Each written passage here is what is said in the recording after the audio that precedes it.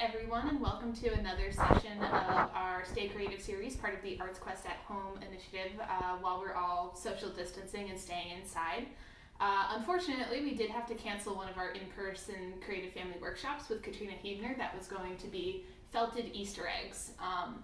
And since it's a great option for people who are vegans, don't want to eat any more eggs, don't want to go to the grocery store to buy more eggs, or didn't buy their Easter egg dye kit in advance, so we're actually going to try paper mache. And I will be honest and say I have actually never done paper mache before, so this is an experiment and it might fail. What you're going to need for this project, newspaper or some sort of kind of lightweight paper is good and also necessary. You'll need some sort of mixture for your glue. I'm going to just do a mixture of flour and water. It's going to be a 1 cup of flour to 1 cup of water ratio, and that's going to make a paste. You can also do a mixture of like white liquid glue and water. Also need something that's going to be the structure of our paper mache. Wet, gluey newspaper strips aren't going to be a good sculpture on their own. So the nice thing is if you're making an egg, that's a pretty easy shape to produce. I'm actually going to use newspaper and some masking tape to hold my egg shape together. I bet like tinfoil would work really well. If you have like those plastic Easter eggs, those would be perfect, but maybe you don't need to do this project if you already have the Easter eggs. Probably more newspaper than I need, so I'm just gonna rip it down the middle. And maybe I'll even rip it down the middle again, who knows. And then I'm just gonna crumple it into a ball to try to make sort of an egg shape. This looks, I mean, it doesn't look that much like an egg right now, but it's vaguely the shape.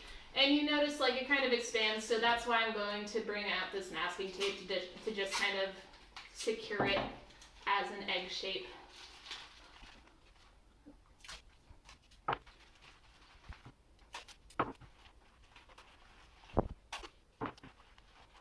I'm going to try this one not covering the whole thing in masking tape, just to save masking tape. And now I'm actually going to mix my glue. I have my 1 cup of water.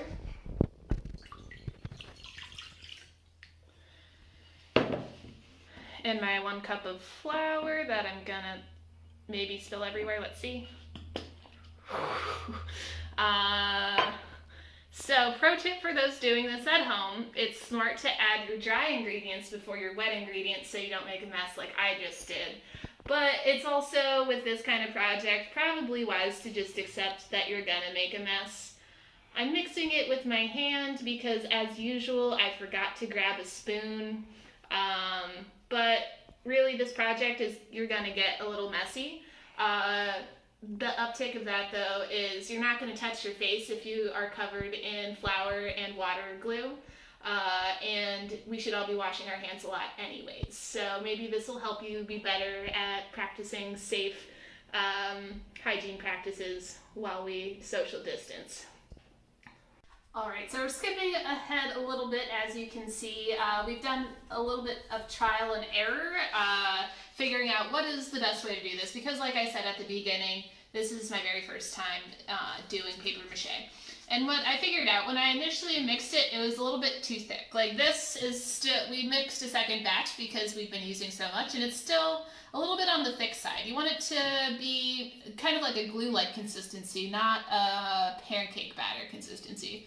So I'm actually going to add a little bit more water in there and stir it around. You want to try to avoid lumps if you can, but inevitably I imagine there will be some lumps in there. Something too, so you can go bigger than we've been going with our eggs. I've been trying to make the eggs seem more or less normal egg size, but as you can see, we also went for some bigger ones. We had some leftover balloons from a party from months ago that were slowly deflating, and we thought, wouldn't it be fun to make a giant Easter egg? Or actually, this one might turn into my imaginary quarantine buddy. We'll see what happens with that. But this looks a little bit more like it. I'll see, I have a little bit of water left in here to mix around. Because yeah, you want it to essentially be like glue. Alrighty, and so what I'm gonna do now, I'm gonna kind of run my newspaper strip through there, and then I'm just gonna kind of smooth off some of the excess, and then I will wrap it around my egg. If you're doing like a life-size egg, a normal-sized egg, it's not going to take much to do one of these. You can probably do like a dozen eggs pretty quickly. But I might do 2 or 3 strips on an egg just to make sure it's secure. And when you're doing the strips, I would kind of make sure they overlap going in different directions just to make it more secure. So I went around that way the last time. I'm going to go around kind of the opposite way. And I'll do my best to smooth out some of these lumps. Paper mache is inevitably going to be a little bit lumpy, a little bit imperfect, but you know, we can lean into that, but also try to smooth it and make it look a little bit more egg-like. So now this is covered. I'm going to leave all of my various eggs to dry in this plastic container, and we'll come back to it in a few days. And that is all for now. Alrighty, and we are back with our paper mache Easter egg projects. We waited like 2 days or so to let these dry, and they're pretty good. I will say if you want them to dry out faster, it helps to kind of smooth off any of the excess paste. We noticed that the ones that were really covered in paste took a lot longer to dry, such is life. So here we have my Easter eggs. They're looking a little bit lumpy. They might not look that much like Easter eggs yet, which is why I'm going to paint them today. You can use, I would say, any sort of craft paint, like acrylic paint, tempera paint would work great for this. If you don't have that, you can experiment with watercolor or markers and see what works for you. I don't have craft paint, so I'm just going to use some more like artist grade acrylic paints. So I'm getting ready to paint. One thing I am going to do, of course, is pull out some newspaper to protect the table, because I am using acrylic paint. It is pretty permanent and it can stain things. So if you have like a smock or an apron you want to wear to protect your clothes if you're using acrylic paint, go for it. I'm just gonna believe in myself and hopefully not get it on my shirt, but we'll see what happens.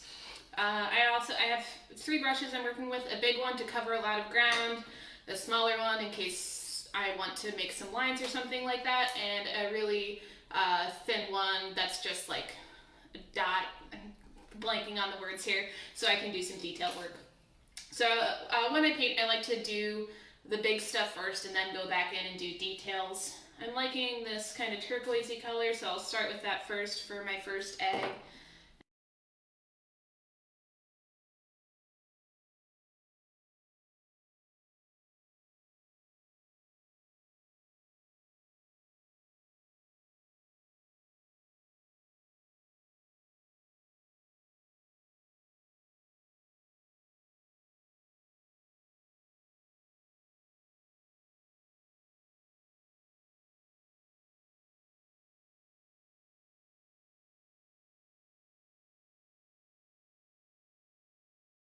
I'm gonna let these dry for a few minutes before I come back and do the details.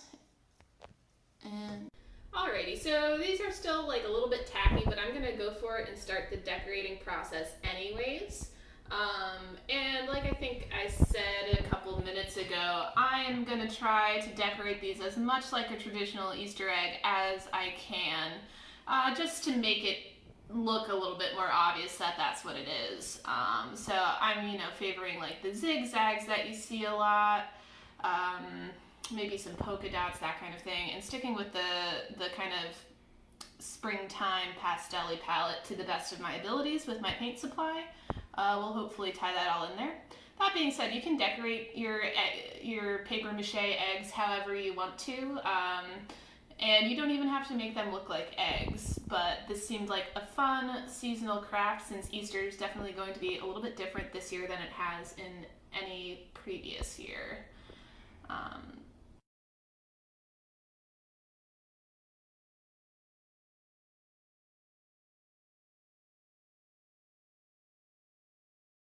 And you can see my paint's going on a little bit thickly, so it's spreading out all over the place, but that's part of the fun. I think right now, as we're doing these crafts to keep us sane, it's good to keep in mind, like, nothing has to be perfect. You're here to have fun. Especially this. I'll say this project was a huge mess, but I honestly really loved it. It was a good time to get kind of silly, get out of my head, make something I wouldn't ordinarily make, and also not worry about the outcome so much. I was literally just doing it to have a good time and to make this video for you guys. I'm gonna add some polka dots, I think, just because that feels festive.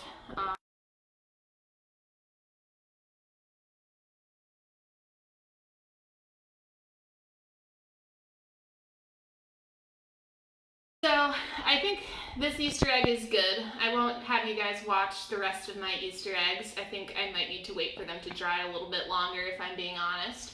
But I hope you guys have fun with this, and happy Easter. Stay safe, wash your hands, thank a frontline worker if you know any. And just a reminder, check out ArtsQuest at home for all of the rest of our content. We have live streamed concerts, we have comedy, we have dance, we have everything going on at ArtsQuest at home.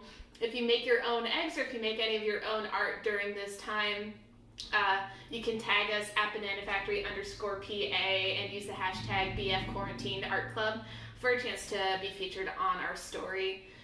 Thank you guys so much for watching, and we'll see you next time.